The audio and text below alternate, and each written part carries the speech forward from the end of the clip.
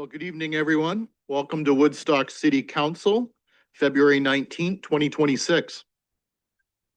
This hybrid meeting is being held in person here in council chambers and electronically in accordance with section 238, subsection 3.3 of the Municipal Act and section 16.6.24 of the City of Woodstock Procedure Bylaw. This meeting is being live streamed to the city's YouTube channel, and a recording will be posted on the city's website following the meeting. An agenda of the meeting can be found on the agendas, meetings, and minutes page of the city's website, and we are not expecting anyone virtually tonight. We did not have any closed session this evening, so then I'll be looking for any disclosure of pecuniary interest. Councillor Schattenberg. I, Councillor Mark Schattenberg, declare the following potential indirect pecuniary interest, agenda item 8A. The subject matter is Ryan Raycraft as a delegation. He's the owner of United Woodstock Taxi, and the topic is review of the taxi industry. General nature of the interest, I am employed by a local taxi company. Thank you. Anyone else? Moving along. Any disclosure of new business? Matters arising from the minutes? And that brings us to the minutes. Councillor Martin. Thank you, Mayor Accioni. Moved by myself and seconded by Councillor Tate that the minutes of the regular meeting of Woodstock City Council held on February 5th, 2026 be adopted. Thank you. Any questions or concerns with those? Seeing none, all those in favor? None opposed, that's carried. No additions to the agenda, nor do we have any presentations tonight, but we do have we have one delegation. Sorry, so I'll call upon 8A, Ryan Raycroft, owner of United Woodstock Taxi. Welcome. Thank you.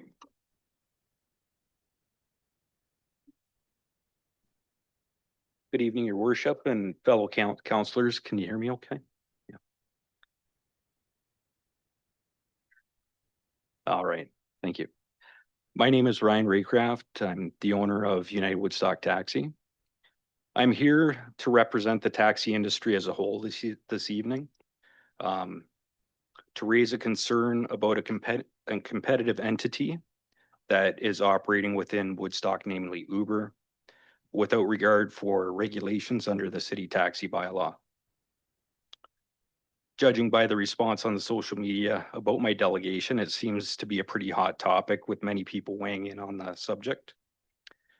In reading through the social media comments, there did seem to be a real concern about the importance of competition and choice. My intention here tonight is not to be anti-competitive, but instead stop the anti-competitiveness from continuing. I would argue that an entity undercutting an established regulated industry without themselves being regulated and held to the same standard is anti-competitive. If one business is in a position that it cannot compete, for example, on price, in the case of taxis, we're bound by a price tariff, or the rules or lack thereof is in favor to a certain business, the situation is not competitive.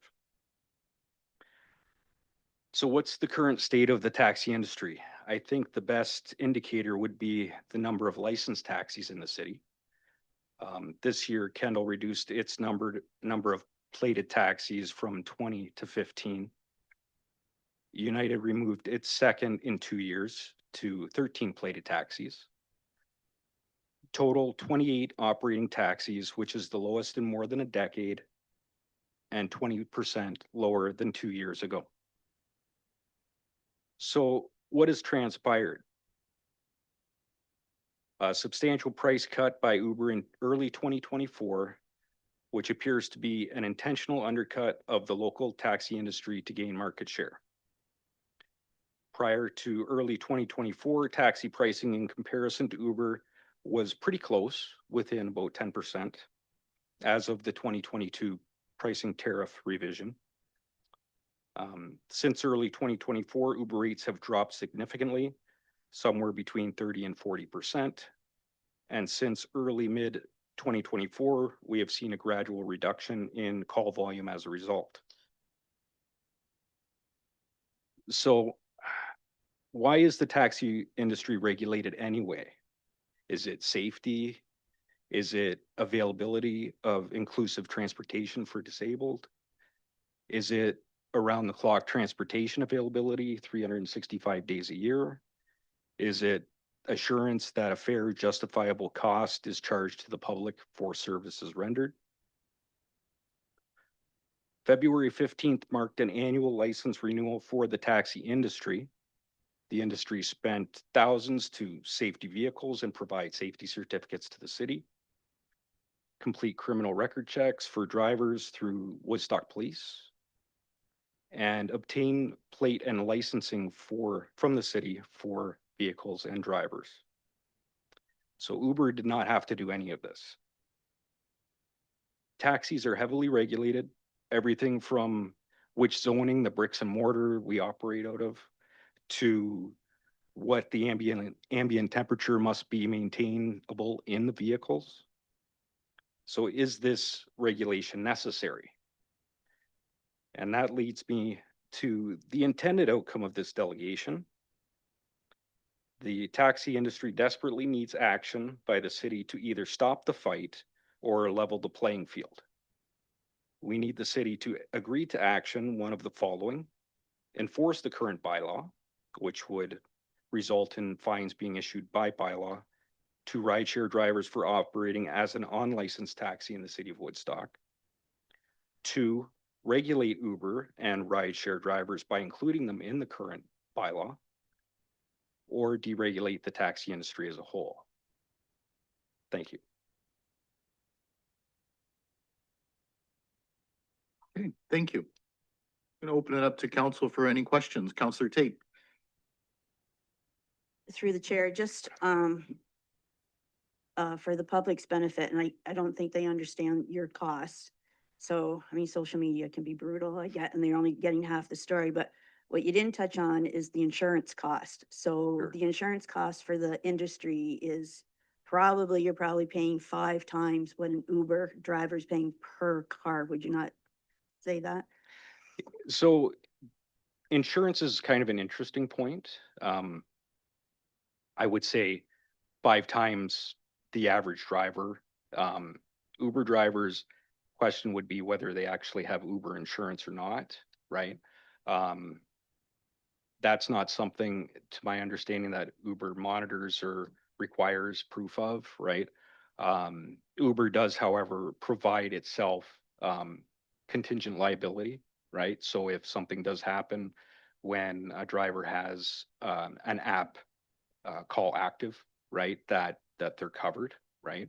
The concern really would be, and you do see this happen in the evenings, especially on a weekend night, right, where rideshare vehicles are picking up flags on Dundas, right? That would be my biggest concern as it relates to insurance, because if those rides are not driven through the app itself, then, and something does happen, that is likely not covered, because those drivers probably do not have insurance for carrying patrons for compensation.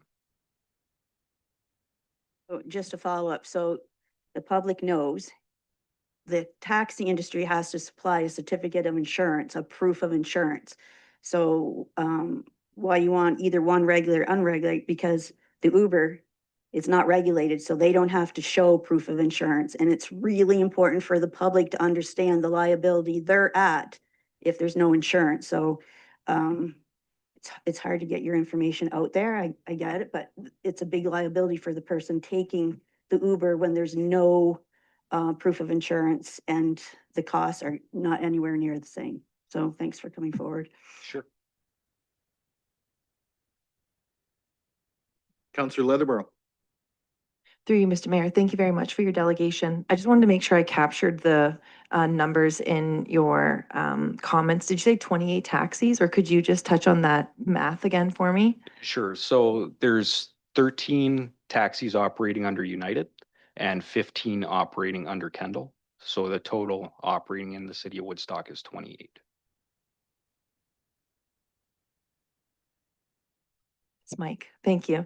And just if I can continue, just reviewing the taxi bylaw, obviously this week, I think there was some misunderstanding as well from the community about the city doesn't set the fees for the rides with the taxi companies. My understanding is that the two groups come together and then that comes before council and it's approved. And I just wanted to confirm that that's correct. Yeah, that is correct. The taxi companies recommend a certain level of charge for the tariff, and then that's put in front of council, and council does its due diligence to validate it, right, and make sure that it is justifiable. And that was last done in 2022, right? And when we were doing that review, right, Uber pricing was actually used as a benchmark, right? Because although we hadn't been affected by it to that point, right? Even though really since 2015 it's been you know a factor, a competitive factor through major municipalities, right? We seem to have not had the same impact here, right? But it was always something that we were conscious of, right? And something that when going in front of council for a price review or a price change recommendation, that their pricing was considered, right? And we wanted to make sure that we would stay competitive with that, right? Yeah. Yeah, I remember those discussions in 2022, actually. Or 2022, yeah. Councillor Wismer Van Meer. Thank you, through your worship, to Mr. Raycraft. Thank you so much for being here today. And I'm shocked to hear how many, running cabs we have. I could think of, 20, 25 years ago when I would leave the zoo and walk next door. And that's how I got home safely every night from the train station business that ran out of there. But I was surprised to hear that number. But I think I appreciate the fact that you've come forward and you're not making this about competition. You're making this about even playing field. And I had a very long conversation with Mr. Miller, our bylaw manager, this week. He's got a lot of information on this, and especially like the Uber business. And I learned a lot through that conversation, and some of it was very alarming to me.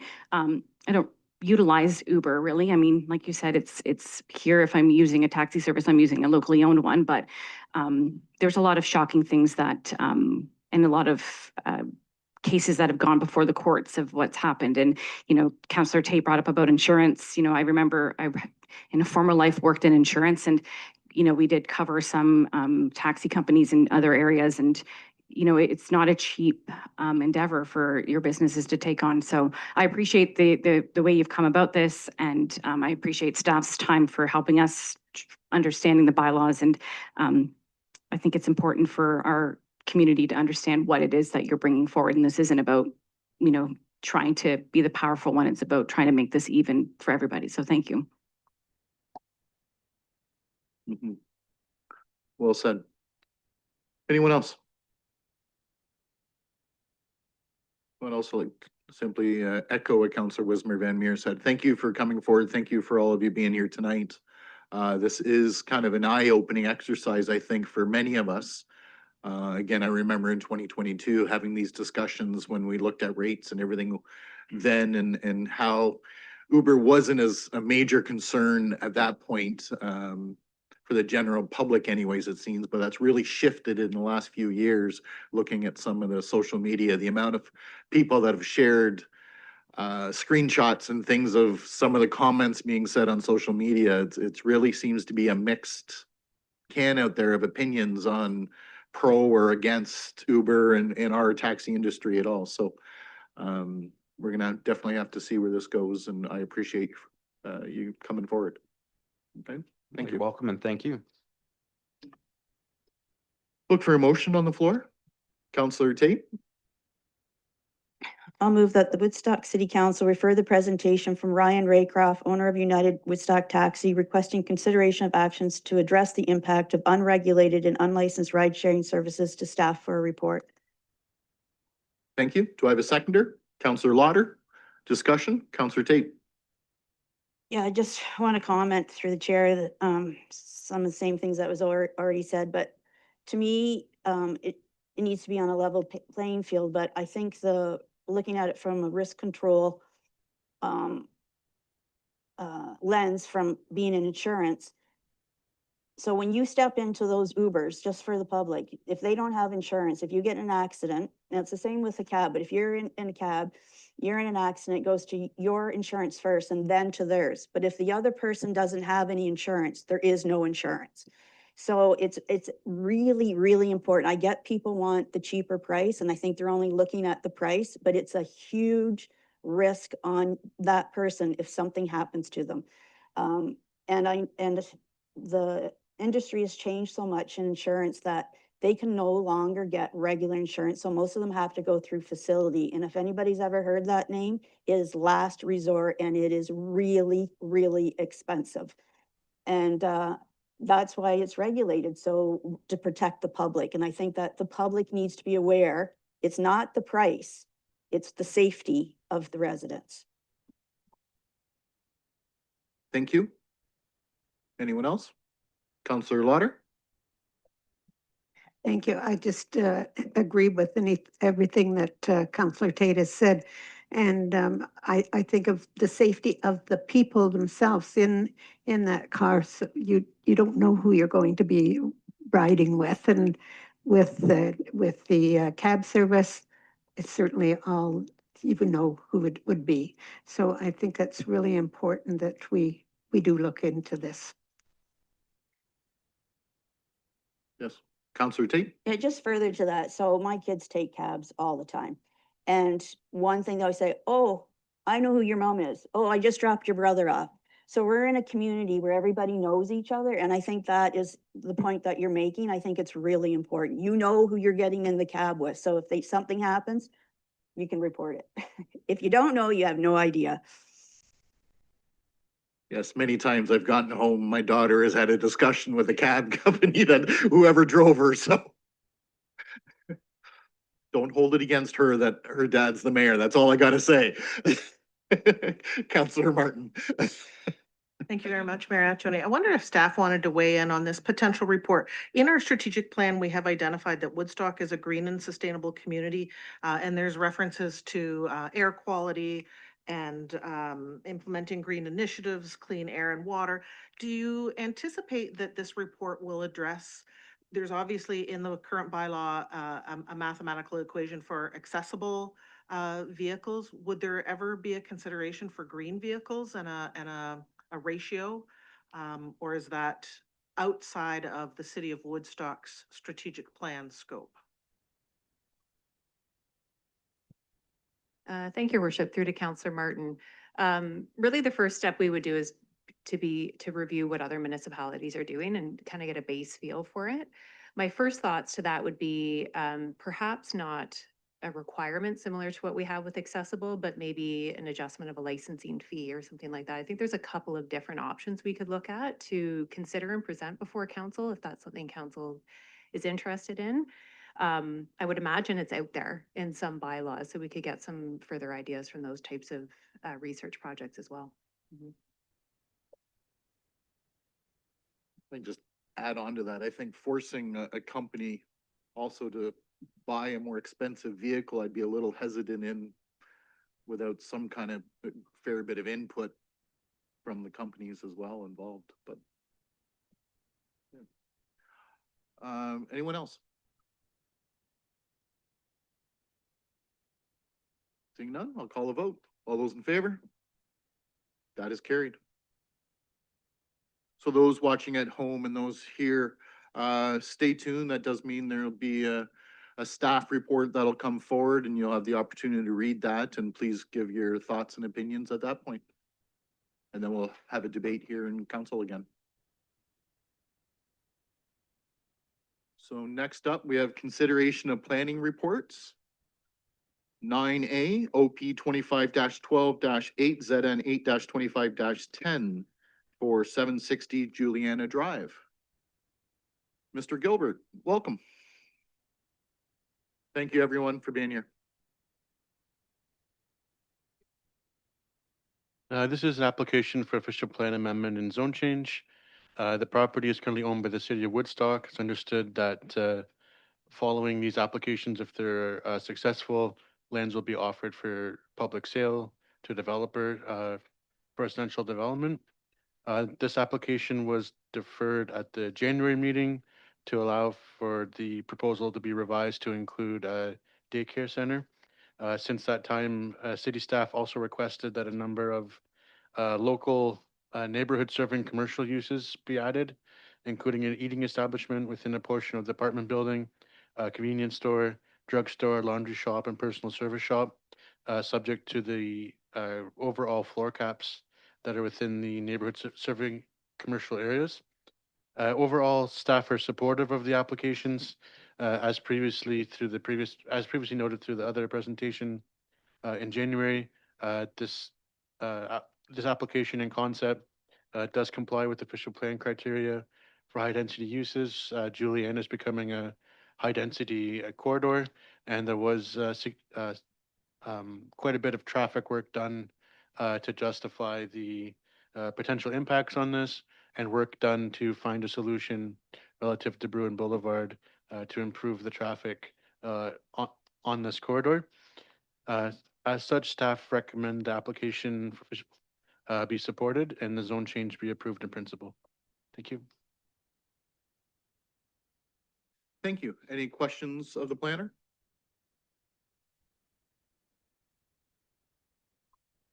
Seeing none?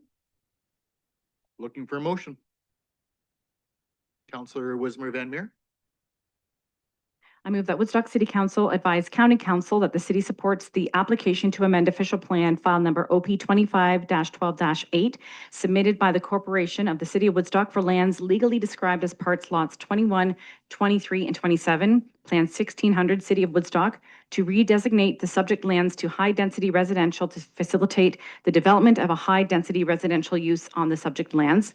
That Woodstock City Council approve in principle the zone change application, file number ZN 8-25-10, submitted by the Corporation of the City of Woodstock for lands legally described as parts lots 21 to 23 and 27, Plan 1600 in the City of Woodstock, to rezone the lands to special residential zone for R422 to facilitate a high-density residential use and neighborhood serving uses with site-specific provisions for a minimum number of dwelling units, interior side yard width, rear yard depth, parking, and development form, and further that any comments received from the public were reviewed and considered before the decision was made in relation to this planning matter.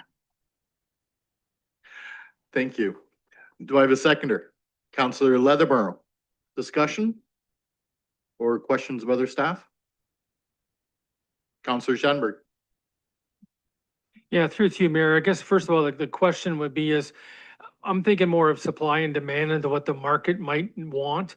For example, you start adding different components into a possible plan like this, because once the RFP goes out, there might be 5 proposals that come to the city of Woodstock to sell this parcel of land. But none of the 5 may have anything to do with a variety store, a hair cutting place, or certainly a daycare or anything along those lines whatsoever. So therefore, if we approve this tonight, we are not agreeing to include any of those ingredients in the future RFP, that they must exist in the future development of that property. So was that question directed at me, myself, or you?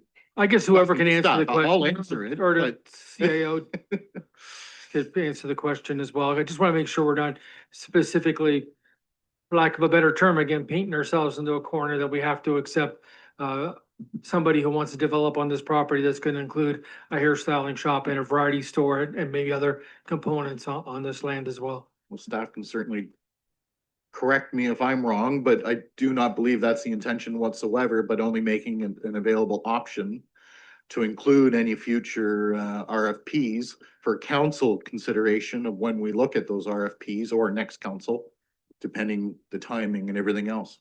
Is that? Yeah, your worship. Mr. Hammond? Yeah, my turn. Your worship, through to the question. I'll do my best to answer. So the RFP process, it's going to be kind of a multi-stage process. At this point, getting the zoning in place really takes us to the point that we can offer the property for sale. I expect to be back to council at some point in terms of what we want to bundle into that RFP in terms of priorities and so forth, which would be kind of the next step. And then once we issue the RFP, it'll really be up to council to decide which offer, I guess, serves, the best interest of the city. So you could have a offer, I suppose, offer daycare, for example, but it was a very low offer.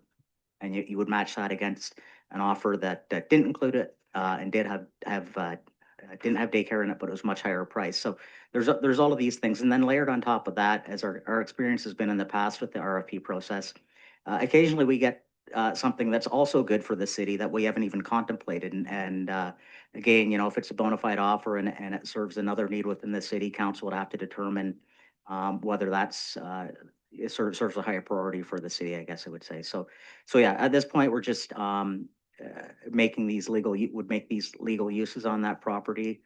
Council will again have a chance to talk about it before we issue the RFP, and then once we receive proposals. Thank you for that. Any other questions? Seeing none, we'll call the vote. All those in favor?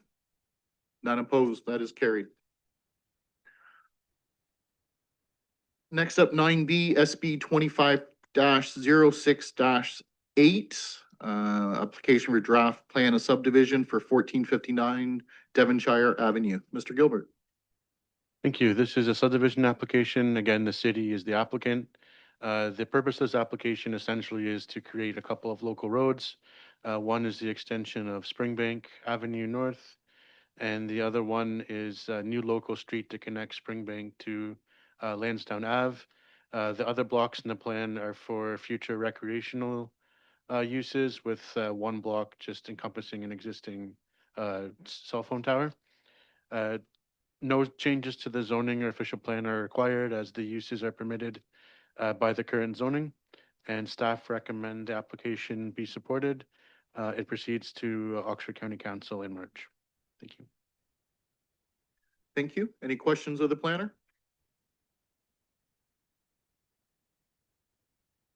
Seeing none, we'll look for a motion. Councillor Schanberg. Yeah, motion that Woodstock City Council advise County Council that the city supports the application for draft plan of subdivision file number SB 25-06-8 submitted by the city of Woodstock for lands described as Part Lot 14, Concession 2, Blandford, and Parts 1 and 2 of 41R-8016 in the city of Woodstock, subject to the following conditions of draft approval outlined in the report 1 through 29.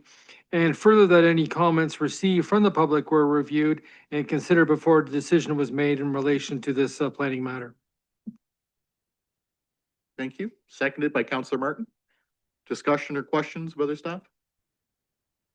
Councillor Schanberg.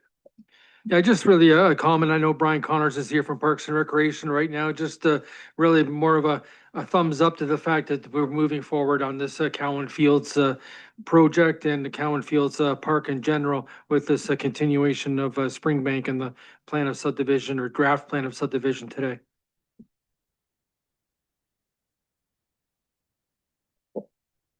Your worship, through to the councilor's questions, yes, we are continuing to build on this property.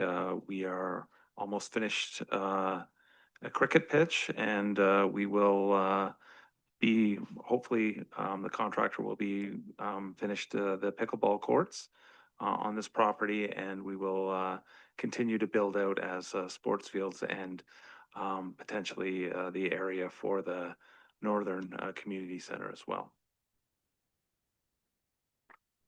Thank you. Anyone else? Councillor Martin.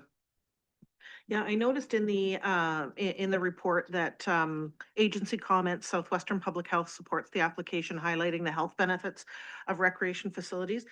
We don't always hear from Southwestern Public Health on planning applications, but I think this one is particularly fitting. When we designate lands for recreational use, It benefits our entire community, our health and well-being. We know that being physically active and engaged in community. But when it comes to youth, we know that youth that are engaged in their community in sports and recreation and activities have a lower chance of falling into substance use and misuse. And so I know that's one of the reasons why Southwestern Public Health weighs in on applications like this, that it's an overall benefit to demographics across our entire city. Thank you. Anyone else? Well, for those watching, this is an exciting next steps for those North Woodstock Rec facility that is really talked about a lot here in the city, and we're moving along. So thanks staff for their continuous work. Seeing no other questions, I'll call the vote. All those in favor? None opposed, that is carried. That brings us to 9C ZN 8-25-16 for 125 Huron Street. Mr. Gilbert. Thank you. This is an application to permit a 3-unit townhouse development. The lands are comprised of 2 properties. The bottom sliver is currently owned by the city, but is conditionally sold to the applicant pending this application. And then the other parcel contains an existing single attached dwelling. The applicant proposes to combine the 2 properties and construct a 3-unit townhouse dwelling, which is proposed to be severed in the future. There's a number of zoning provisions that are requested relief from, including the rear yard depth, the driveway width, lot coverage, lot frontage, and lot area. Staff have reviewed all of the requests and are of the opinion that the relief is appropriate. These lands are designated for medium density purposes, so the number of units fits within the density range that's permitted and required by that designation, and staff recommend the application be supported.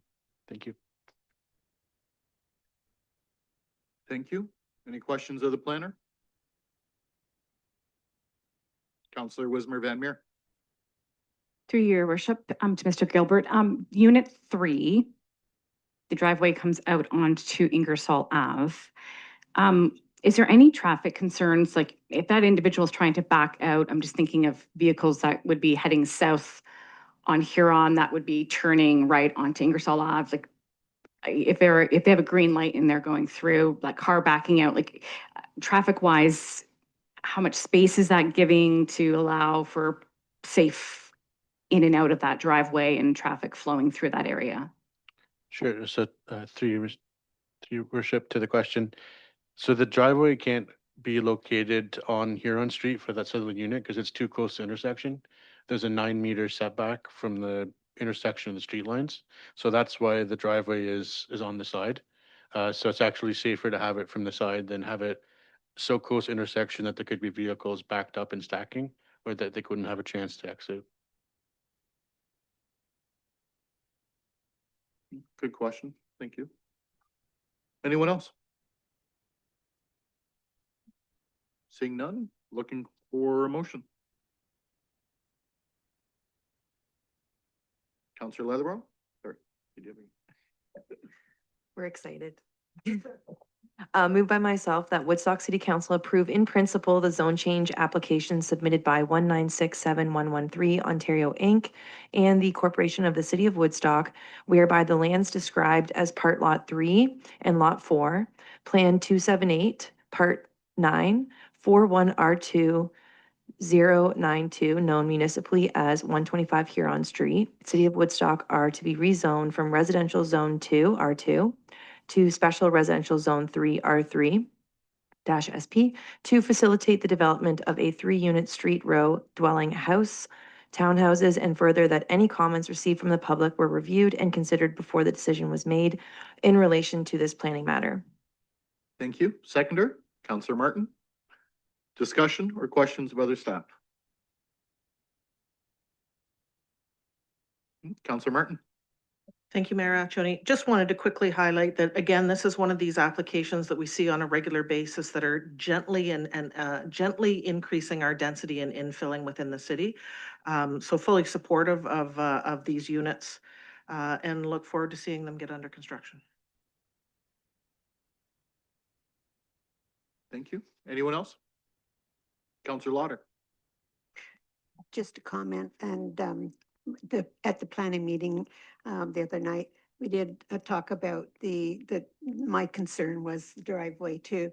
And, I think you said that the amount of, footage or whatever meters, was, as required was there, so it was okay, but it is a busy corner, so that is a concern.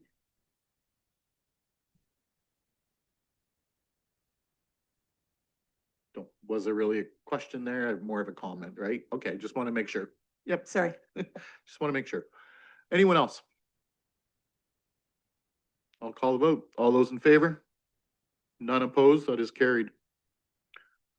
Next up is 9D, which is CD 25-03-8, 85 Bonds Corner Road. The applicant for this application requested to be deferred.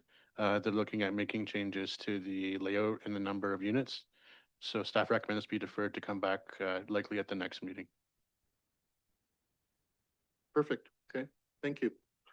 So next up would be, sorry. Yeah, sorry, we do need a motion to defer. My apologies. Counselor Tate, I'll make a motion to defer. thank you. Second by Counselor Wismer Van Meer. Are all those in favor? It is deferred. I'm just trying to have an efficient meeting. 9E, SB 21-05-8 for 745-442 Oxford Road 17. Mr. Gilbert. This is a request for an extension to a draft approved plan of subdivision. This is Thames Developments Phase 6. It's expected that this will be registered in the next 6 weeks or so, but the lapsing date is March 8th of this year. So the applicant has requested 1 additional year just to cover the small amount of time between now and when it'll be registered. Staff support the request and note that this won't be phased, so it's the entire phase will be registered at once. Staff have no concerns and recommend the request be supported. Thank you. Any questions of the planner? Counselor Jeanberg. Yeah, I just noticed from the report that there's 125 lots for single detached dwellings and 178 townhouse units proposed for this subdivision. Why would they not, or is it not possible for them to have applied originally for, say, a 10-year plan of subdivision to be able to make sure this doesn't lapse in the amount of time that it would take them to build that many units, because they've got to service the land as well, building roads and putting in sewer systems and whatnot? To the councilor's question, so we typically only draft approve for 3 years at the outset. The Planning Act had changes to have a minimum period of 3 years. But after this, if there's no work being done in 3 years, then potentially if there's ever a servicing capacity or there's other issues, that draft approval could lapse. And then we could assign that capacity to someone else who's actually moving forward. So we typically do 3-year approvals to start and then 2-year extensions. Yeah, very good. Thanks. I think it's the community of Cambridge that they say is running out of water, which would be very sad if that happened as far as the subdivision expansions go. Yes, that is scary if you look what's going on there. Anyone else? Seeing none, then I'll look for a motion. Counselor Lauder. Thank you. I'll move that Woodstock City Council advise Oxford County that the city supports a 1-year extension to the draft approval of the Thames Development 6 Inc. Division SB 21-05-8 for lands described as Part Lot 5, Concession 15, East Sora, being Parts 1, 2, 3, and 4, 41R 10280 in the city of Woodstock to March 8, 2027, as set out in the report number CP 2026-53, and further that any comments received from the public were reviewed and considered before the decision was made in relation to the planning matter. Thank you. Do I have a seconder? Counselor Martin? Discussion or questions of other staff?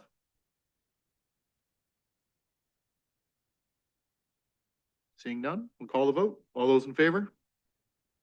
None opposed, that is carried. Next up is 9F, B 25-68-8 for 62 Frederick Street. Mr. Gilbert. This is a consent application seeking to split a existing vacant lot into two to accommodate a semi-detached dwelling on each side. The subject lands are on Frederick Street. They're zoned R2-44, which does provide an reduced lot frontage for a semi-detached dwelling. As noted, each lot is intended to contain one unit of the semi-detached dwelling, with two ARUs are proposed for each of the units. The sketch submitted by the applicant demonstrated that the proposal would comply with the remaining zone provisions, including the provision of parking. And staff have no concerns with the infill consent, as this area has a wide variety of lot sizes and shapes, and the semi-detached dwellings will be compatible with everything else in the area. As such, staff recommend the application be supported. Thank you. Any questions of the planner? Seeing none, I'll look for a motion.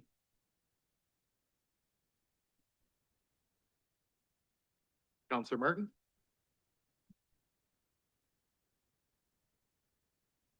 Thank you very much.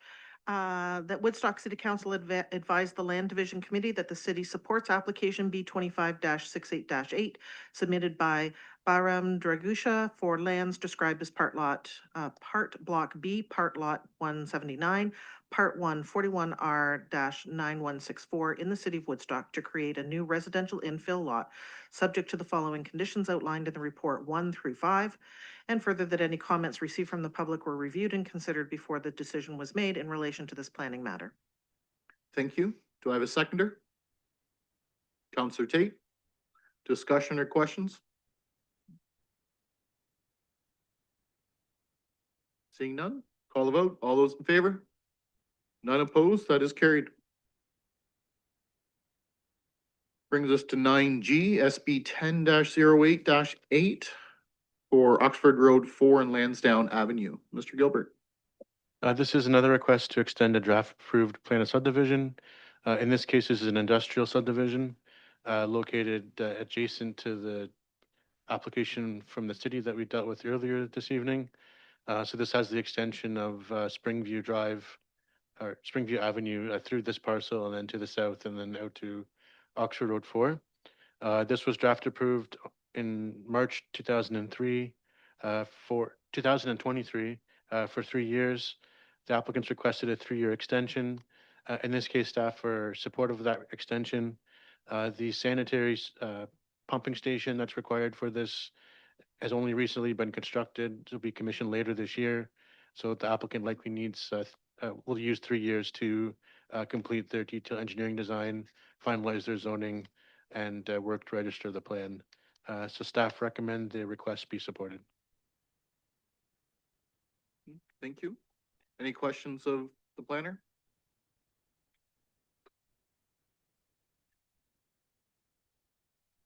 Seeing none, looking for a motion. Counselor Tate?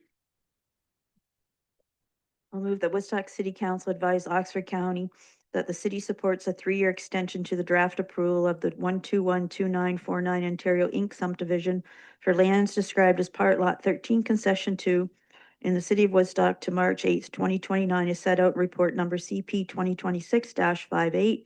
And further, that any comments received from the public were reviewed and considered before the decision was made in relation to this planning matter. Thank you. Do I have a seconder? Counselor Schadenberg? Discussion or questions? Counselor Schadenberg? Yeah, question through to Mr. Gilbert. I guess the best way to say this is I'm on the UTRCA board. So the waterway that goes through there, is that a registered municipal drain? Would it ever have to be redirected for any reason whatsoever, like we've done on the north side of Piddock through a residential subdivision? How floodplains obviously pertain to it. I can see them on the map, but how would that be dealt with in the future?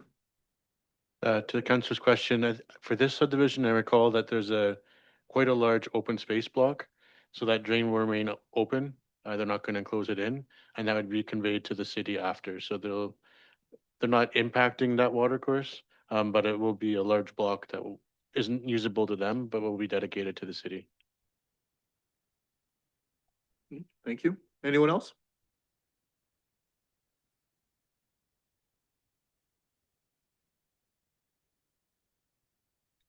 Seeing none? Call a vote. All those in favor? None opposed? That is carried. Next up, 9H is our revised Woodstock Community Improvement Plan. Mr. Gilbert. Thank you. I'm not going to go into much detail as to the details provided in the report, but essentially, this revised CIP would essentially carry forward the existing programs in the downtown CIP, but potentially broaden the scope of any potential incentives to be citywide. There's a couple incentives that are proposed to be citywide, and those relate to affordable housing, childcare, and brownfields. So those would be potentially available citywide, but the rest of the programs, at this point, staff intend to remain as is in the current downtown CIP program. Uh, As noted on Monday at the planning meeting, or Tuesday at the planning meeting, council has ultimate discretion of what's offered and where through both through the approval of the eligibility guidelines that will come later and through the annual budget process. This will just essentially give council more flexibility to potentially offer the programs more broadly. But again, it's up to council's discretion with respect to that. Staff recommend that the proposed CIP be endorsed, and then we propose to bring a bylaw back at the next council meeting. Thank you. Any questions of the planner? Seeing none, look for a motion. Councillor Martin. Thank you, Mayor Accioni. The Woodstock City Council endorsed the revised Woodstock Community Improvement Plan and potential range of programs and incentives, and further that a bylaw to adopt a revised community improvement plan be brought forward for City Council's consideration, and further that a bylaw be brought forward to repeal bylaw 8809-12 establishing the previous downtown CIP program, and further that any comments received from the public were reviewed and considered before the decision was made in relation to this planning matter. Thank you. Is there a seconder? Councillor Schadenberg. Discussion or questions of other staff? Councillor Schadenberg or Councillor Martin, as you read. Okay, Councillor Schadenberg.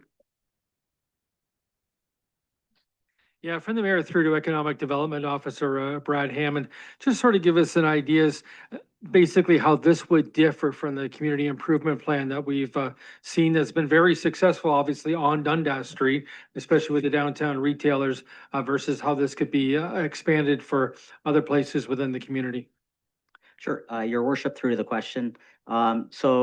Historically, the city's CIP has focused exclusively on the downtown to incentivize development in the downtown. So it's been grants and loans to add residential units to buildings, to fix up the facade of the building, signage and things of that nature. So it's been very, very specific to the downtown area.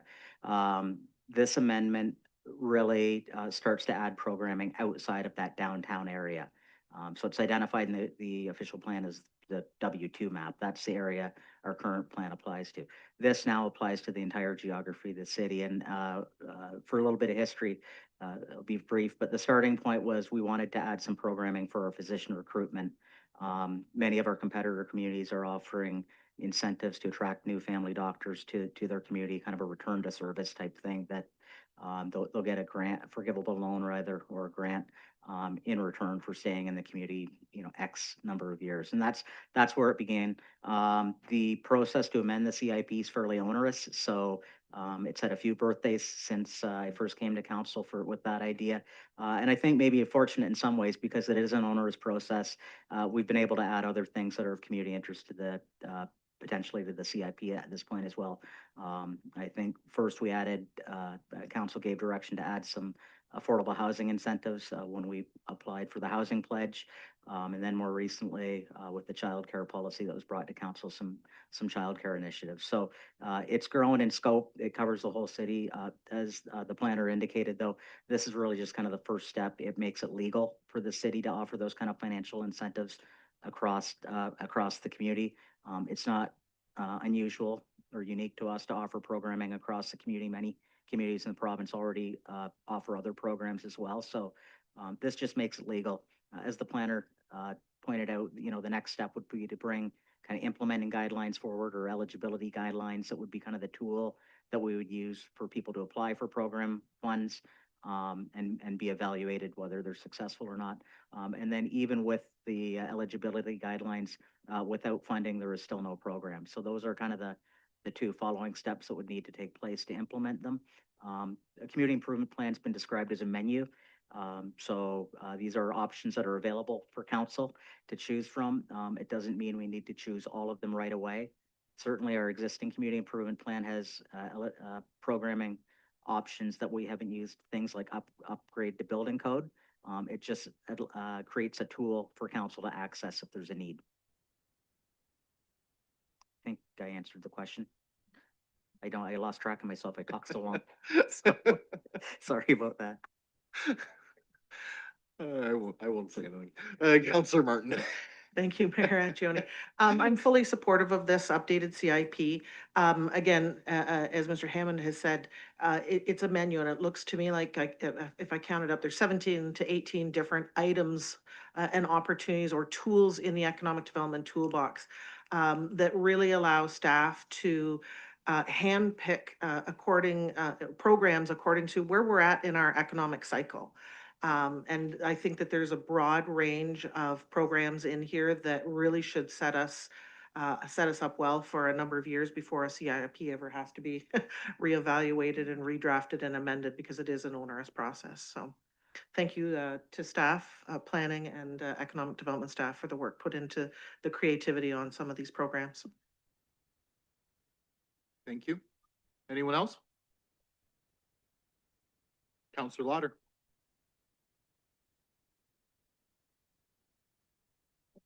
Through the mayor to Mr. Hammond.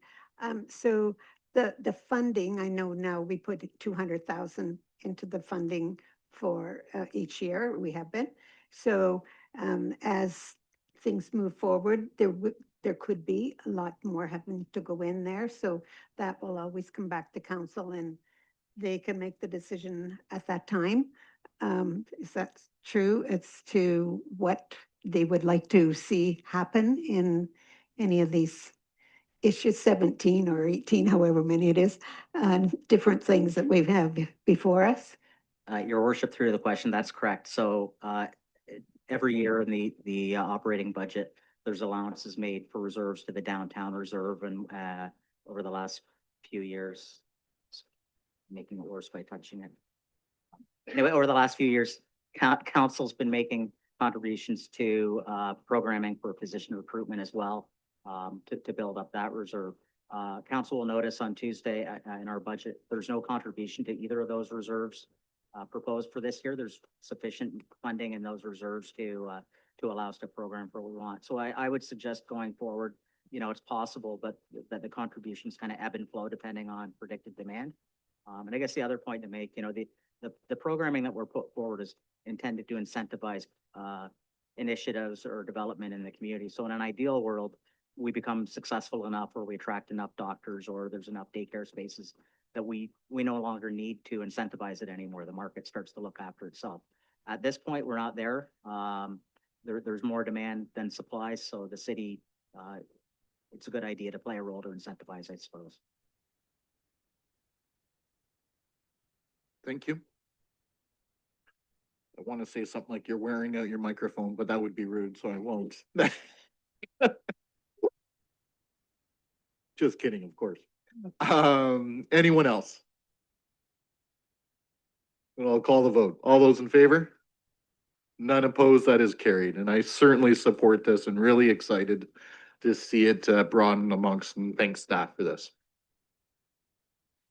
Well, it brings us to consideration of correspondence, which we don't have any, but we do have a pretty big presentation this evening.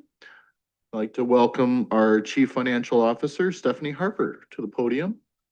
We'll talk about the 2026 revenue budget overview, our first glance. Welcome. Thank you. Just gonna load this presentation.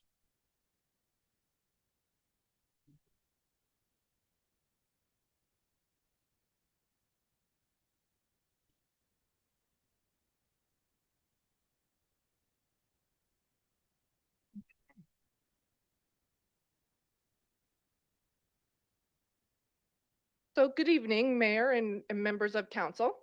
On behalf of administration, I will be providing a high-level overview of the 2026 operating budget, also known as the revenue budget.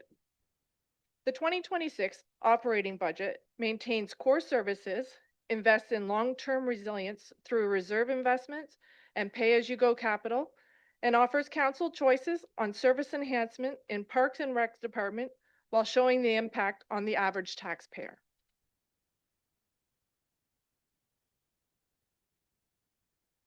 Our deliberations occur February 24th and February 26th, commencing at 5 p.m. in council chambers, with police, library, and the art gallery boards presenting on March 5th, commencing at 1 p.m. Budget approval is targeted for March 19th, and all meetings are open to the public and will be streamed to our YouTube channel, and the budget documents will be uploaded to the city's website. The two main city sessions, will cover HR, museum, economic development, engineering, IT, fire, CAO, and planning on the 24th, then Parks and Rec, Public Works, Administrative Services, Clerks, Marketing, Mayor and Council, and final budget matters on the 26th. At these sessions, staff will be present to answer any questions you may have.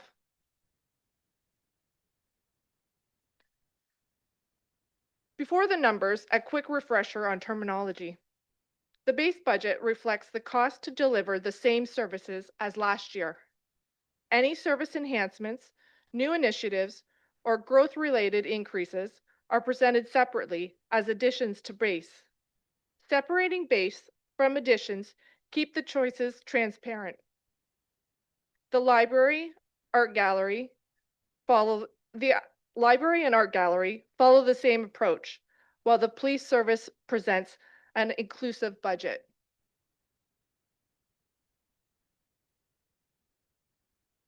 The city tax levy is the net amount raised from property taxes to fund these operating and debt expenditures, less non-tax revenues such as user fees, grants, and reserves.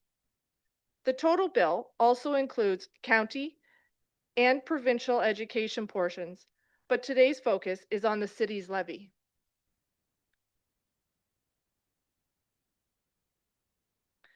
The tax rate is the percentage used to determine how much a property taxpayer will pay.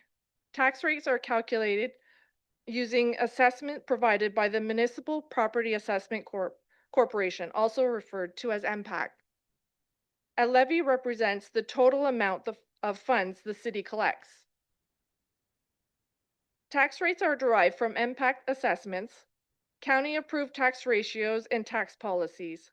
These determine how the levy is shared across the classes.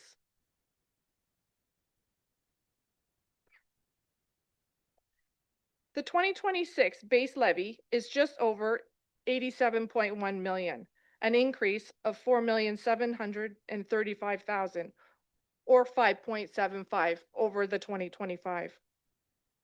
This reflects inflationary pressures, contractual obligations, and the continuation of services. The 5.75 is before optional additions. We'll show the impact with and without those options.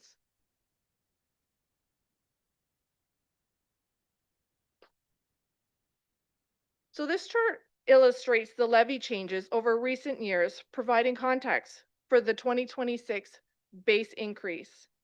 The 2026 draft includes only the base levy increase, or the 5.75 or the 4.7 million. The previous year's amounts include both base and any approved additions.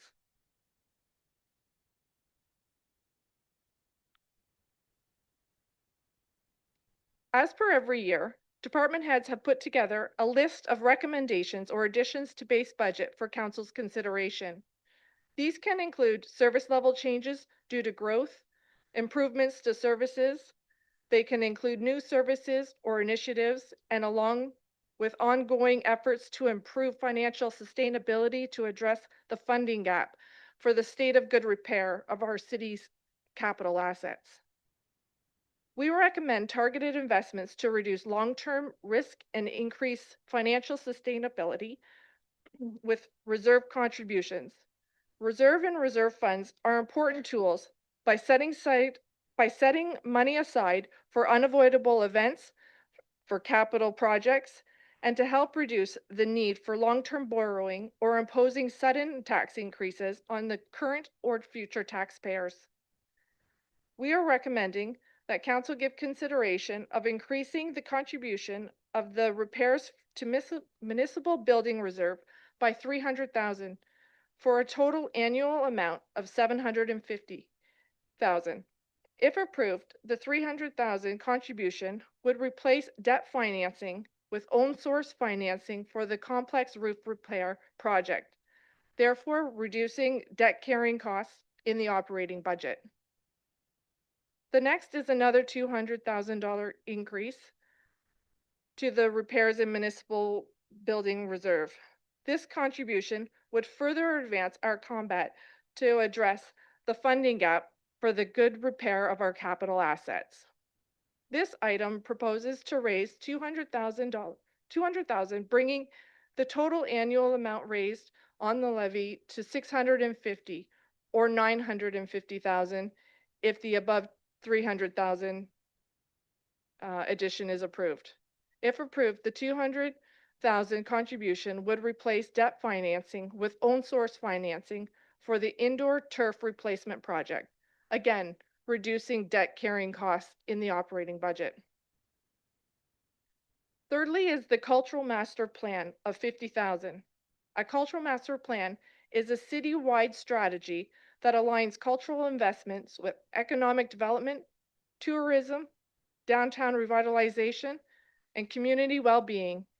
Comparable municipalities typically invest between 100 and 150,000 to develop a CMP, but staff are recommending a phased approach by allocating 50,000 to the 2026 budget to establish the reserve, with the intention of completing funding in a future budget year. This approach allows the city to plan responsibly while positioning itself to move forward once clarity is gained on the museum square. Next is the North Woodstock Community Complex for $1 million as a targeted amount for council's consideration. This amount, with the ability to grow or shrink as deemed necessary, will allow the city to begin setting aside funds to support a new complex. As part of this recommendation, it is being recommended to also help create a fundraising or sponsorship strategy to identify funding sources to support the development of this project. Lastly is the capital out of revenue. Similar to the North Woodstock Community Complex recommendation, this is a targeted amount for council's consideration. Increased contributions will support the city's capital program on a pay-as-you-go approach, curbing future debt and interest costs. These 5 recommendations for council's consideration total up to $2,550,000.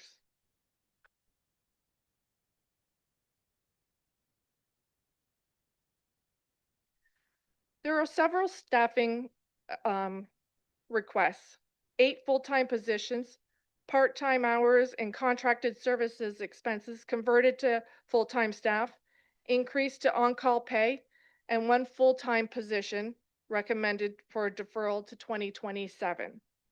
These address workload from growth, regulatory demands, and reduced reliance on external contracts where internal capacity is more cost-effective. You will hear more about these during the individual department presentations next week.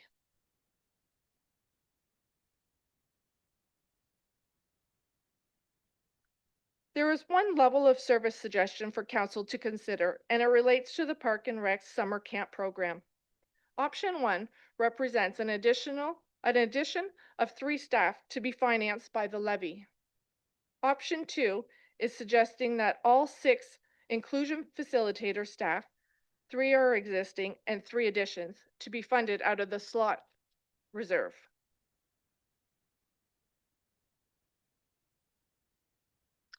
Option 1 produces a levy increase of $20,000 and keeps the ongoing costs within the operating base.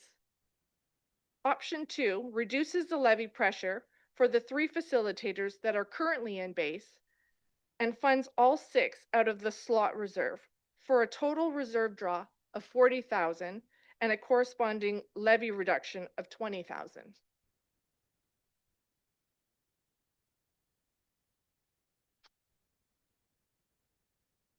There are 3 miscellaneous additions to budgets, including fire department for a consultant for an organizational wellness strategy, economic development for boardroom furnishings at the market center, and Parks and Recs for the continuation of the youth and teen programming that was previously funded from the Mayor's Task Force and Social Wellbeing.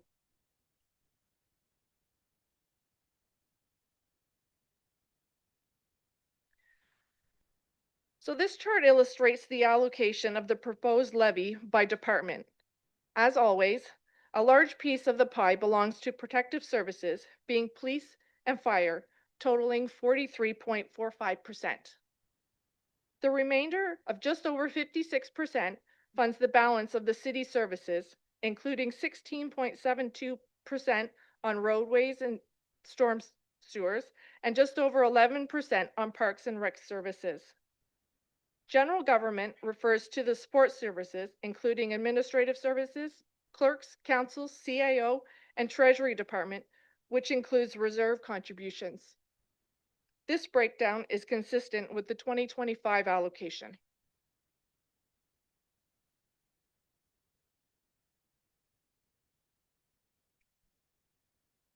So this slide captures the projected revenue sources for 2026. These revenue sources allow the city to pay for services we provide to the Woodstock residents. The revenue mix is taxation dominant, making up just over 72%. Since we contribute the net profit of the industrial land sales to the Industrial Land Reserve Fund, the value of the land does not impact the levy. However, it is reflected in the composition of the revenue sources. This allocation is again consistent with the 2025 revenue source allocation.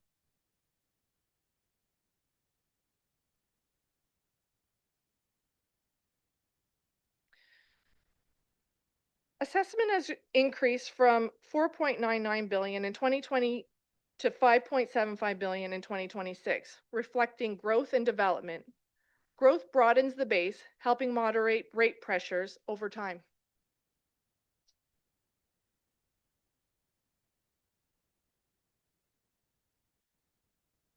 Assessment is the process of determining the value of properties for taxation purposes.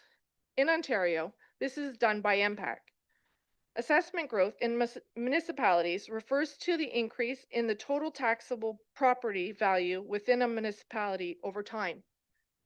This growth is a key driver in municipal revenue because property taxes are based on assessed values. Growth-related assessment for the city is 2.47% for 2026, which is up 0.08 from the 2025. With the continued delay of the province-wide reassessment, most of our property owners will find that once again, their assessments have not changed.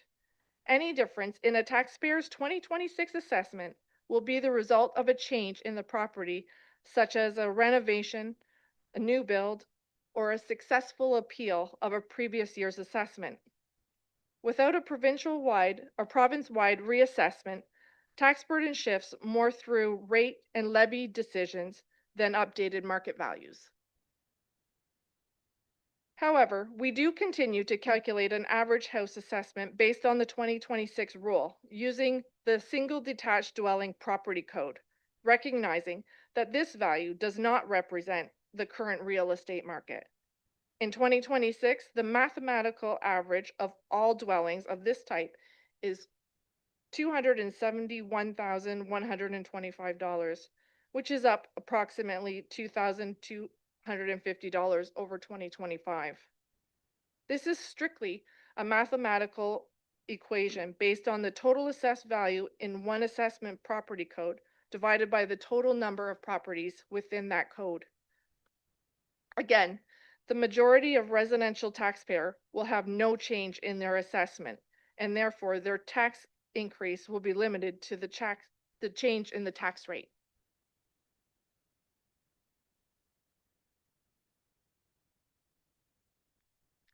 Using the base budget only, the tax rate of 2.90 on the average single house increases $93.76 over the 2025 year. If we included all the recommended additions to base budget, the tax rate would increase be 6.81 or a $220.40 increase. It is important to keep in mind that any increase or decrease over taxes in 2025 is dependent on each individual assessment.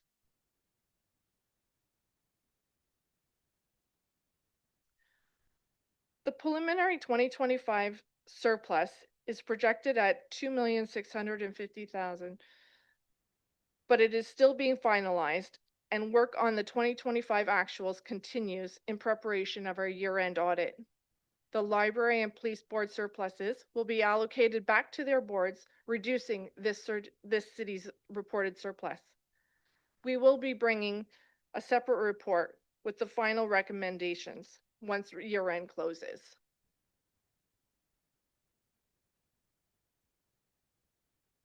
So that concludes the 2026 Revenue Fund operating budget presentation for this evening. We will be reconvening again next week, February 24th and 26th, when council will have an opportunity to ask staff department-specific questions related to the 2026 preliminary budget. Thank you. Thank you. Any questions of our CFO? Counselor Tate?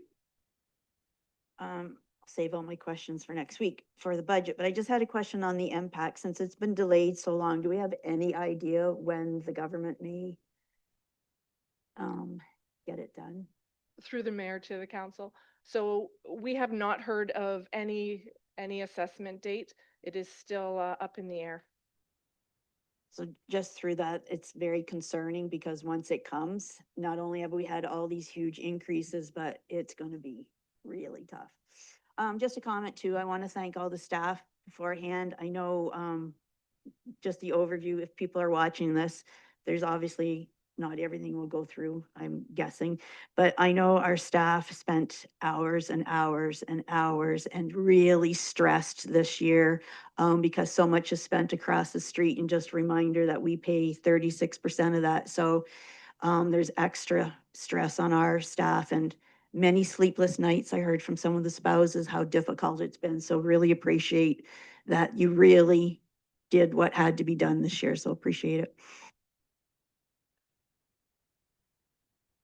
Yes. Anyone else? Well, I'd like to echo that. I certainly know a lot of work has been done for, I'm going to say months on this. And thank our staff for putting what they feel is the most important stuff forward for consideration of council. Anyone else before I call a vote? Or no, sorry. Yeah, sorry. No resolution is required. A special revenue budget meetings will be held as discussed next week at 5 p.m. February 24th and the 26th. There's always lots of seats available. Please come and see how your money is being spent here in the city. No mayor's report, no council reports, but we do have some department reports.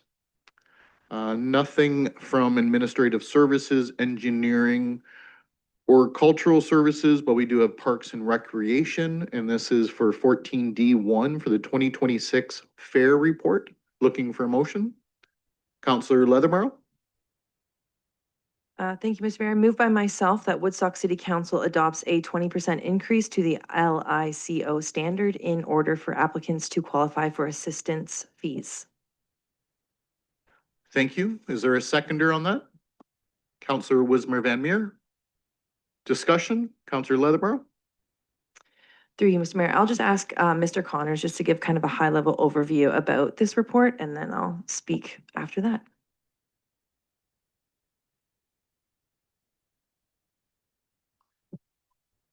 Your worship, through to the councillor's question.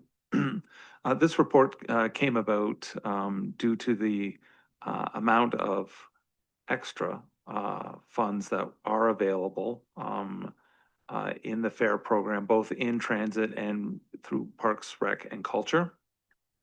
We're not getting enough applications, and we want to make sure that we can somehow expand the pool of applicants while keeping it connected to the LitCo standard. So it still is a standard that we're not making up ourselves.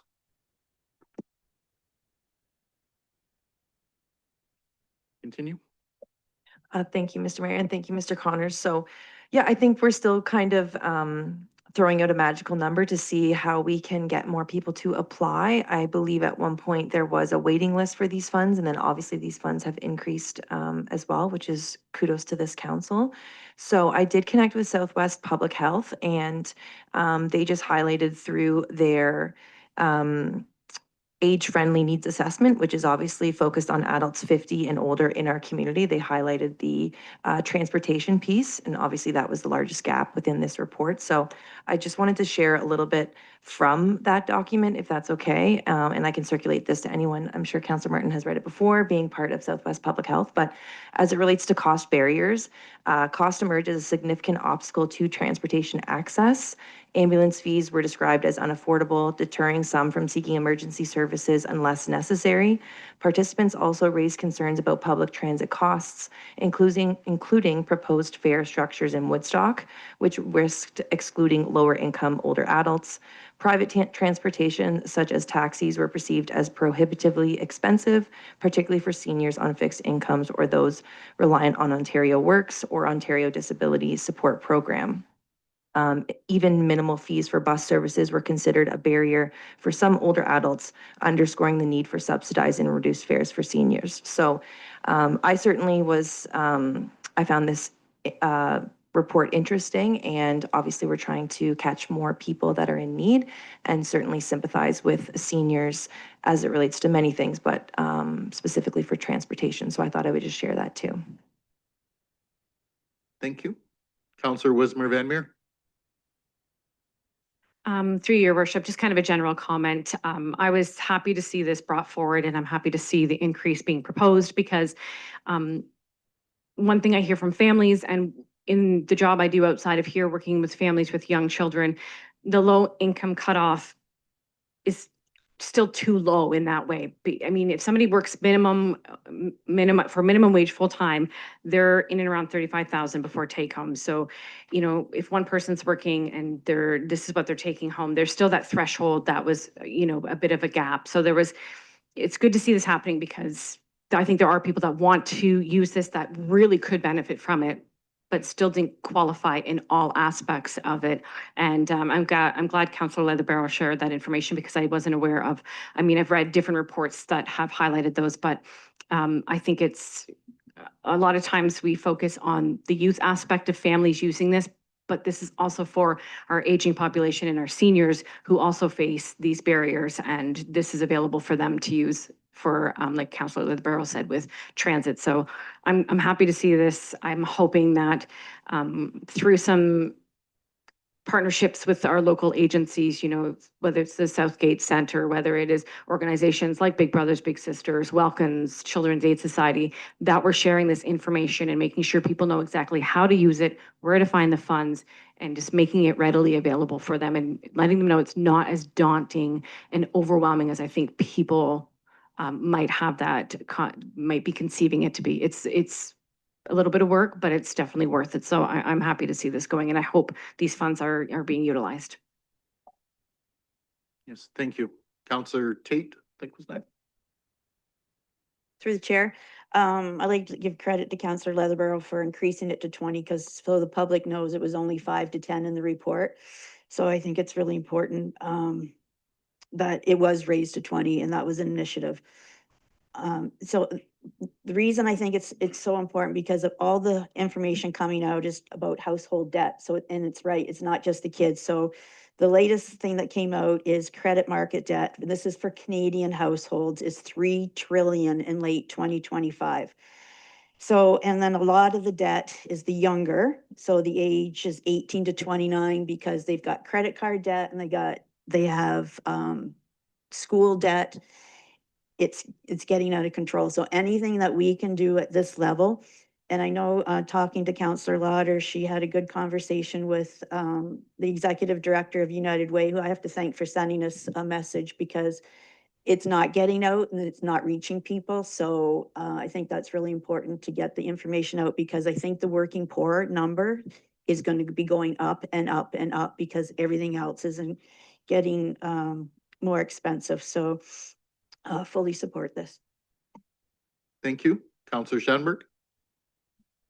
Yeah, the only thing I'm quite honestly afraid of when it's all said and done is that in some cases it becomes, in theory, a subsidy on top of a subsidy.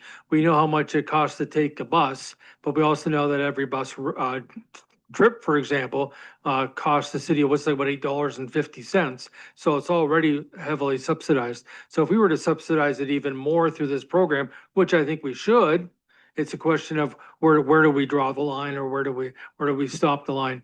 The other thing I consider as well is the same thing as a subsidy number is, for example, having kids register for minor hockey. We all know how expensive that is.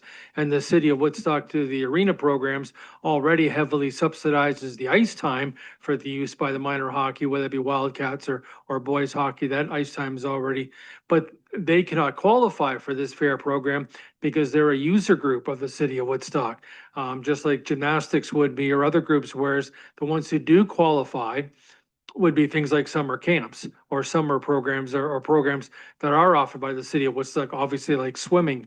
So I think that's the other thing we somehow maybe have to analyze somewhere to sort of see, is there an assistance we can have for minor soccer and other associations that are user groups within the city, but are not city of Woodstock actual physical programs. So that's where I'm still calculating the numbers in my own mind. I'm not sure if Brian Connors has a comment to make on that based on even the cost of ice time versus the cost of minor hockey in the city of Woodstock. And of course, the city of Woodstock doesn't set the minor hockey rates for a coming season for House League. Your worship, through to the councilor's question, that is correct. The city does not set any fees associated with our user groups. There is a difficulty that we can't transfer funds from inside the city. We use a registration program where we move funds back and forth for the fair program. And it would be very difficult to do that outside of this for other sporting groups. And because we don't connect with their fees, there would be no way to just have them connect some way, which would, I think, be quite intensive. But also that they could just raise those fees as well, making the fair program kind of null.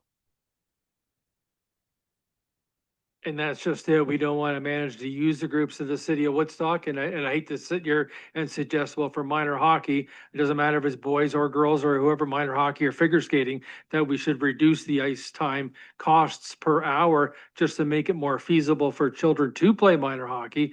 Because that, in fact, as you just sort of explained, isn't necessarily going to be an amount that's given back to the user groups or the users in those organizations. So that's another factor that becomes difficult. Whereas something like a swimming lessons or even babysitting classes or something the city of Woodstock does offer do most certainly qualify for the fair program.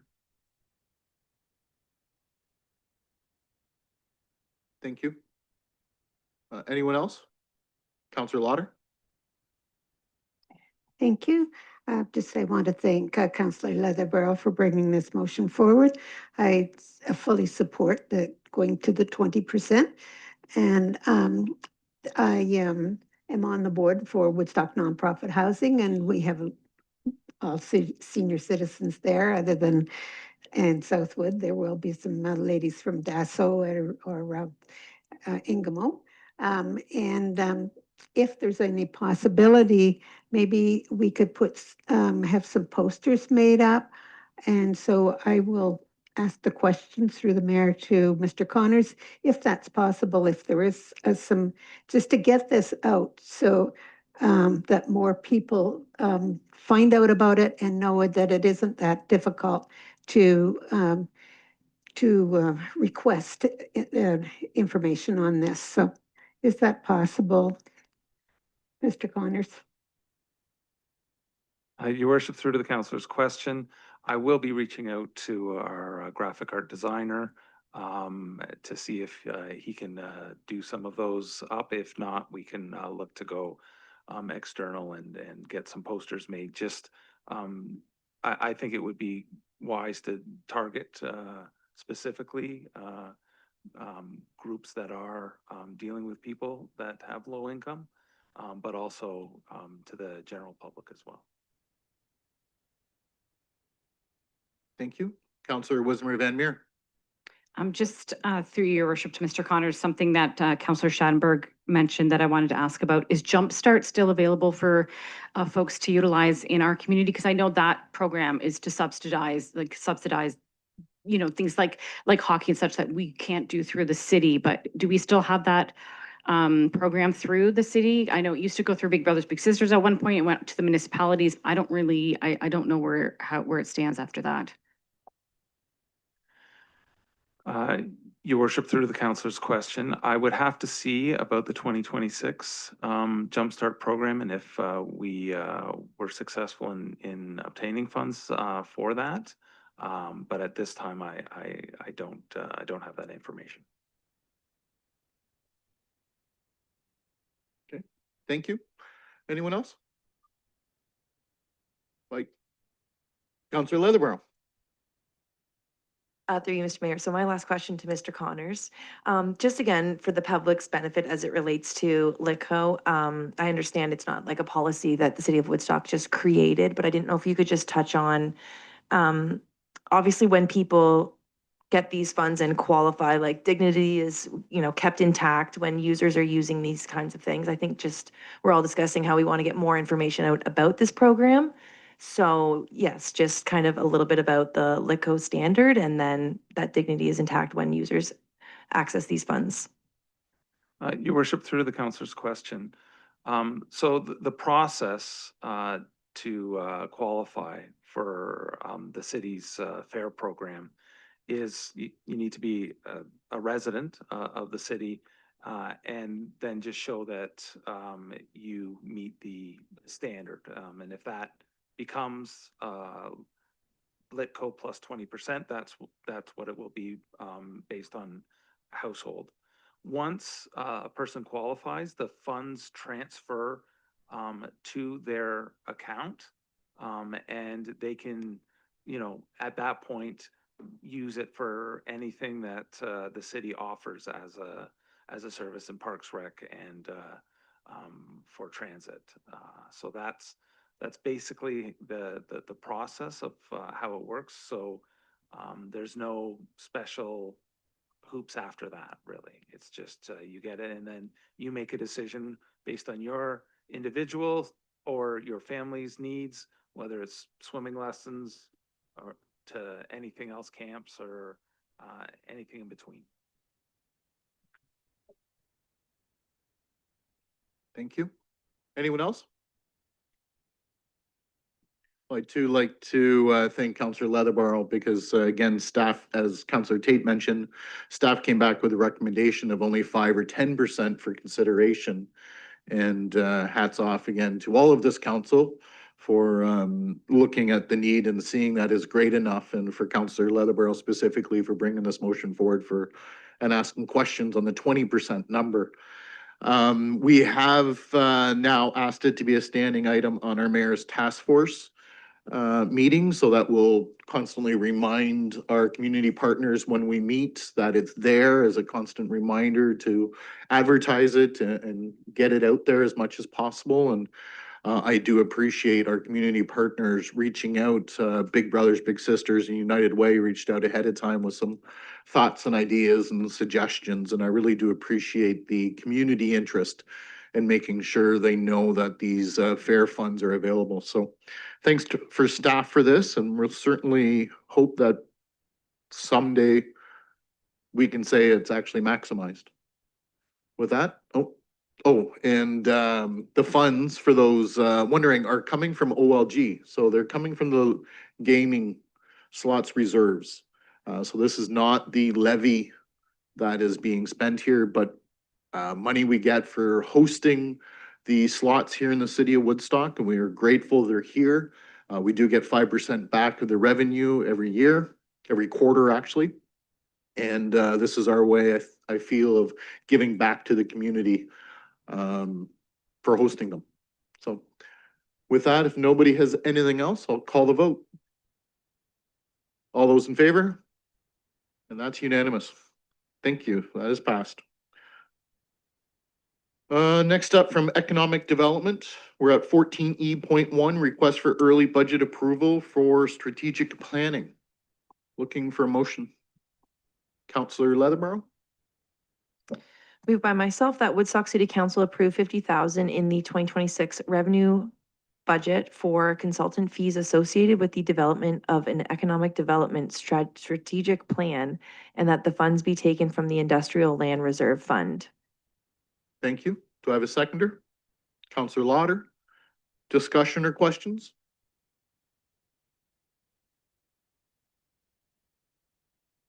Seeing none, I'll call a vote. All those in favor? None opposed, that is carried. From clerks, we have 14F.1, citizen appointment to the Woodstock Environmental Advisory Committee for 2026. Looking for a motion, Councillor Schattenberg. Yeah, make a motion that Woodstock City Council appoints Laszlo Alt to the Woodstock Environment Advisory Committee for a term from February 19th, 2026 to November 14th, 2026. Thank you. Is there a seconder? Councillor Leatherborough. Discussion or questions? Councillor Schattenberg. Yeah, I just want to let everyone know that, of course, that the advisory committees are on a volunteer basis, and this individual, Laszlo Alta, certainly volunteered on the Environment Advisory Committee at previous times as well. And we've had good success on this committee in particular, good success with people that are just sort of concerned citizens, we'll call them that attend and have some great ideas. And he was certainly one of them, and it's going to be great to have him on the committee as a voting member. Thank you. Councillor Leatherborough. Through you, Mr. Mayor, just a comment. Also, pleased to see Laszlo, and it's always mentioned just how many community members apply for these committees, but Laszlo actually came before council, I want to say in 2023, to try to mitigate the newspapers that were going unread and turning into litter, which we got a report back on and couldn't really do much. But I won't say where he lives, but he has a beautiful naturalized garden out front. He may live near me, so just looking forward to having him join this committee with Councillor Schattenberg and I.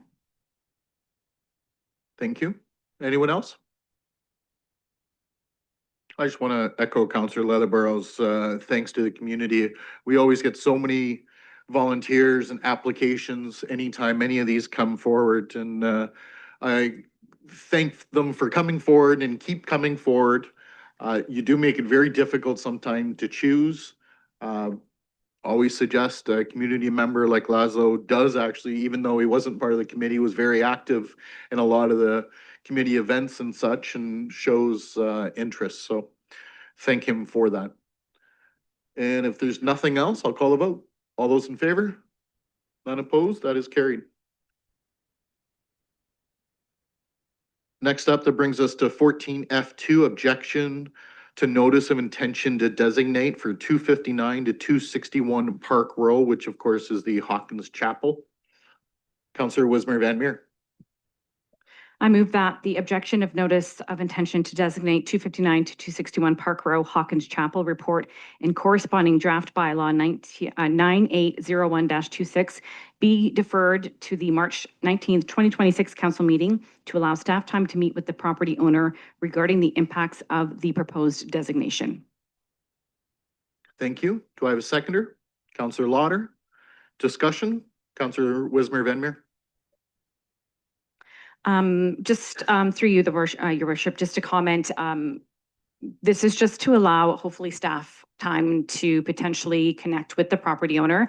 In the report, you will see that the property owner did comment that the objection comes from their concern of negatively impacting the value and restricting their ability to sell or modify this property in the future. Unfortunately, there's a lot of misconceptions around what heritage designations do mean with properties. And this is just hopefully reaching out to the property owner to say that staff and as well as individuals from the Heritage Advisory Committee who have a lot of knowledge on it as well, just to have a conversation and, you know, listen to those concerns and just kind of show what's happened in the past with designations and what it actually does mean.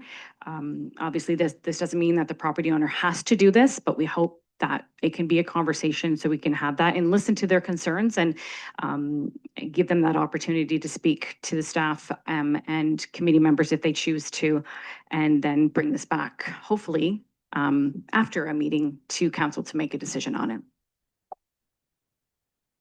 Yes, thank you. Anyone else? Seeing none, I'll call the vote. All those in favor? None opposed. That is carried. And I want to thank Councillor Wismer Van for bringing that forward as well, because I think there is some discussions to be had there. Nothing from the CAO's office, Human Resources, Fire Services, Public Works, or IT this evening. No special committee or advisory task force reports, no notice of motions, no new business that I'm aware of. Seeing none. And that brings us to draft bylaws. Councillor Martin. Given that that motion was deferred, there are no bylaws to read this evening. You are correct. Thank you. That'll bring us to our questions and addresses. I don't think we've had that before when we've had no bylaws. That's a habit. Tonight we're going to start with Councillor Schattenberg.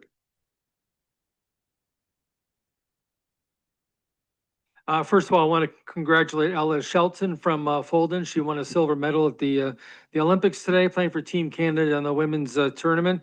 Unfortunately, they lost in overtime to the Americans, and they were holding on to a 1-0 lead until the late going. But she, of course, being that it's a championship game, still wins a silver medal. She won a gold in Beijing, China at the last Olympics. And the one thing they commented about too is when they won the gold medal 4 years ago, the tournament was played in front of 0 fans because of COVID. So it was good to see the sort of the exuberant fans that you see in Italy at the Olympics at just about all their venues. So congratulations to Ella for winning a silver medal today. The other thing I want to mention, of course, because I'm acting mayor this year for Mr. Cioni when he's not available, I was at the fire hall talking to the chief Slager, and just on the exact same day that I was there talking to him about emergency preparedness and everything, was the day after the arrival of a decontamination trailer that arrived in the city of Woodstock. So Chief Slager was kind enough to give me a tour of it. It's got 2 showers in it, but because it's a decontamination trailer, it's a lot more than just a shower shack, if you want to call it that. It's good. It's a nice piece of equipment that the county of Oxford has purchased. So it's going to be through grants and whatnot. The mayor might have more information on it than that as far as the granting of it. But there's only been 7 built so far in the province of Ontario, and they come from Huron Park, Ontario, by a manufacturer up there that specializes in trailer construction. So it was nice that Chief Slager gave me a tour of this new facility, which of course will be shared by all the fire departments in Oxford County. Yes, thank you. Councillor Wismer Van Meer.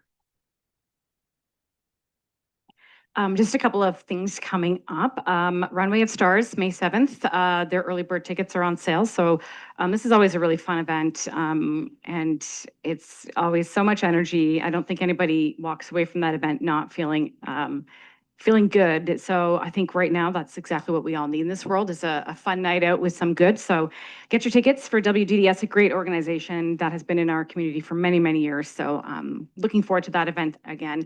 And Owen's 10th annual International Women's Day is coming up as well. And that is on Wednesday, March 4th at Southgate Center.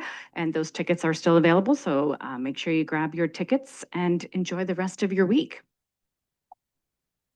Thank you. Councillor Lauder. Thank you.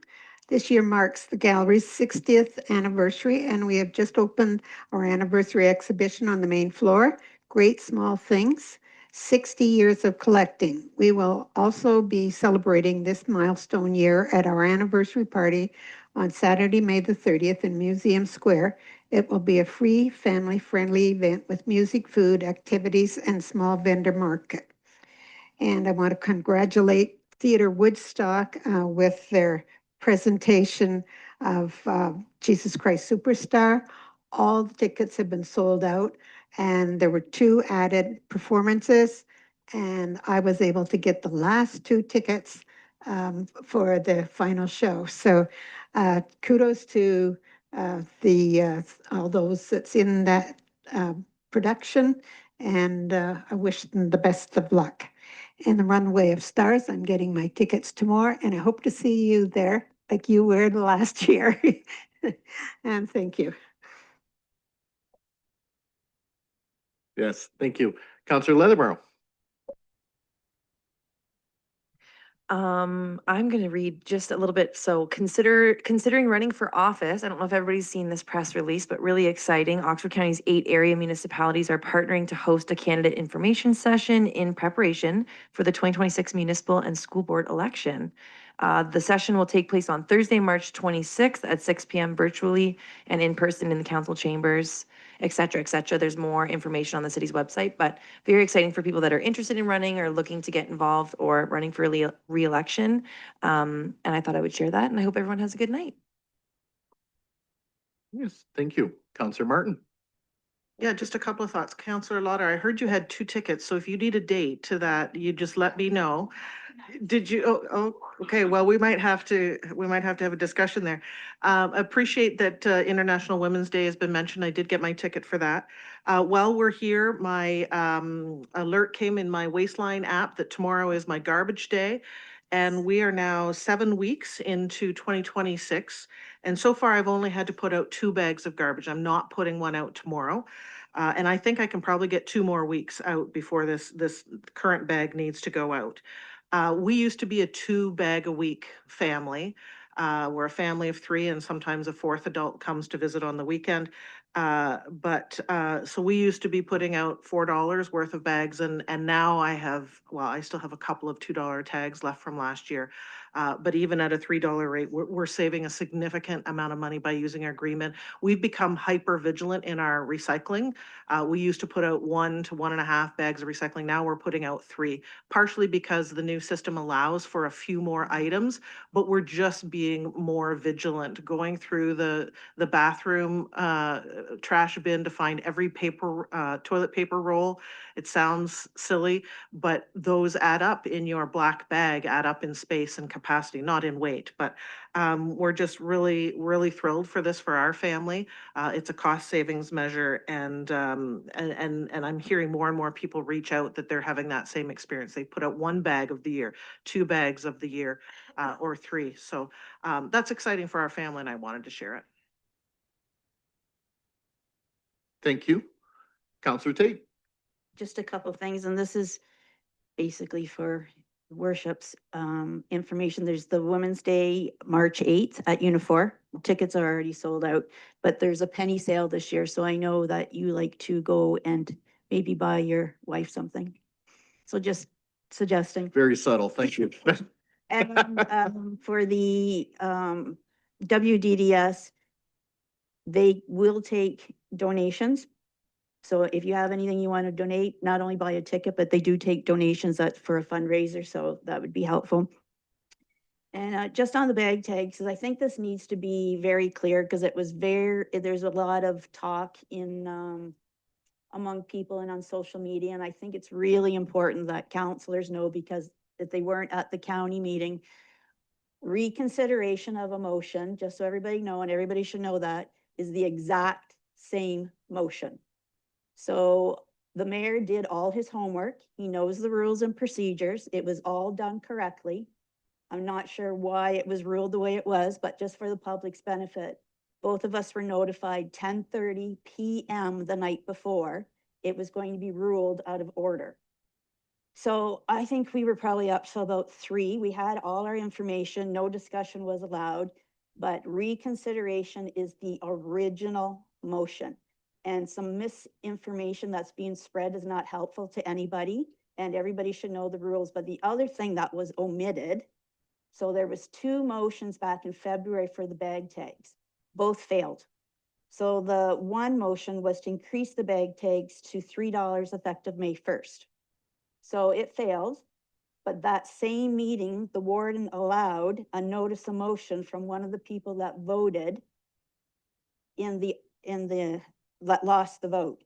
So just so you know, so reconsideration can only come back from somebody that either, if the motion failed, they were with that vote, or if the motion passed, they were with that vote.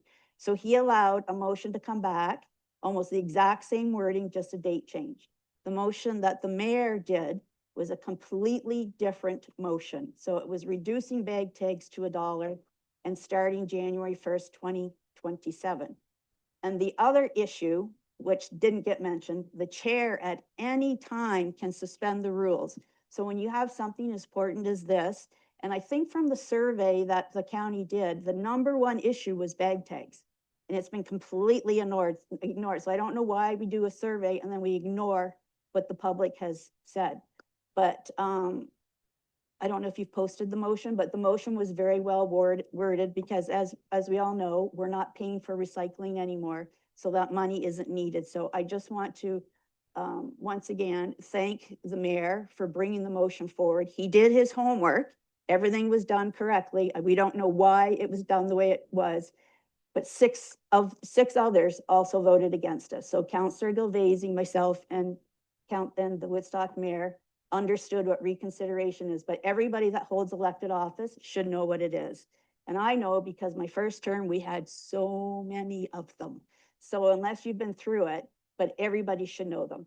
And I also wanted to comment about the hockey. So I have one kid in New Zealand, the other one in Portugal. Because of the different hours, one was in the morning, one was in the afternoon, but in Portugal, everybody in the bar was cheering for Canada. So he's been in Europe for 3 weeks, and he said, you have no idea how much they appreciate Canadians. His first question, are you American or are you Canadian?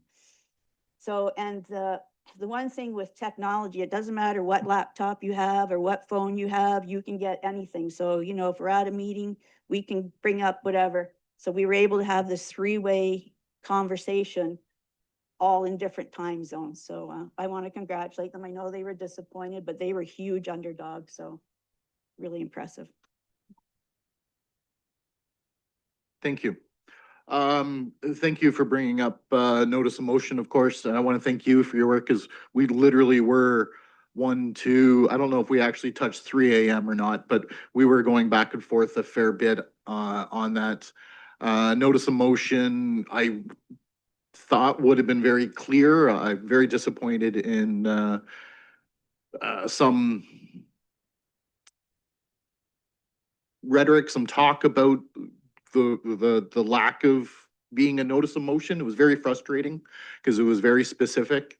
And I am, now working with the clerk and the CAO at the county to bring that back, because I do think there is justification to move the bag tags from $3 to $1 next year, especially consideration savings on county on the recycling costs and the less garbage being collected, a lot less need of fees. Plus just simply the cost on households. I think it's a good way to give back to just your everyday household. So, but we'll keep going on that across the street. February 10th, very proudly did a proclamation for Black History Month here in the city of Woodstock. I was surprised it's never been done before. And it was recognizing what some of our community members went through generations ago. Just proud to recognize the history that Woodstock was a destination primarily through the Underground Railroad for a lot of enslaved men, women, and children, and still contribute to this day. We have family members. So I want to thank Dwayne Kamal Thomas. He did some just incredible spoken words. And the week before, I had the honor to attend Harriet after one of our meetings here. And listening to him speak and talk about some of the struggles really makes you just be, I guess, thankful.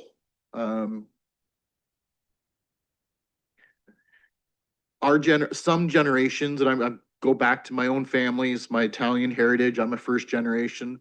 Thinking of my grandmother bringing my dad over 2 months in a boat, thinking of those struggles of families that have brought us here, and we take it so much for granted. I couldn't help but have tears in my eyes watching the movie Harriet. So I suggest you look it up, you watch it, and that is part of our history, and we just can't ignore it, but learn from it and move forward. I want to say congratulations to Turtle Island, the new school here that opened up on Tuesday.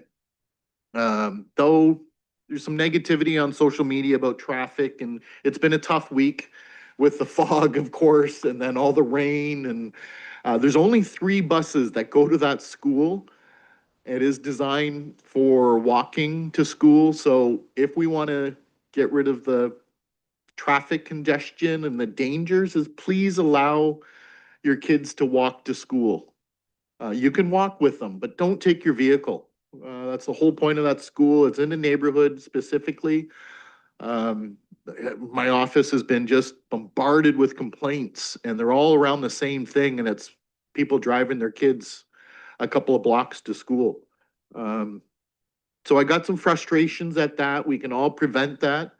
We do have bylaw and police that are going to go around and do some major enforcement to, let everybody know that, yeah, it is a dangerous situation, but you can help by letting your kids walk or you walk with them. And of course, Olympics. We can't ignore the Olympics. It was such disheartening. 2 minutes and 4 seconds left. Canada was winning 1-0, and you were holding on. And I was actually, when they scored to tie. And then, of course, they lost in overtime. So a big hats off to our women's Canadian hockey team. They played their heart out. They played one of the best games I've watched of hockey in the Olympics so far. So hats off. Canada's proud of you. And of course, Team Canada tomorrow. The men's play tomorrow morning against Finland. So good luck and go Canada, go in all sports, of course. And with that, just have a good night. We've still got some winter weather coming at us. Please drive slow, be careful. This weather changes. You're going to have a lot of fog out. The 401 was closed last night, and boy, oh boy, in front of my street felt like the 401. We had traffic all night long. So it was busy. So please slow down, be careful. And with that, I'll call and looking for a motion to adjourn. Councillor Leatherborough, seconded by Councillor Schattenberg. All those in favor? We are adjourned. Thanks, everybody. We'll see you back here on Tuesday night, 5 o'clock. Don't forget.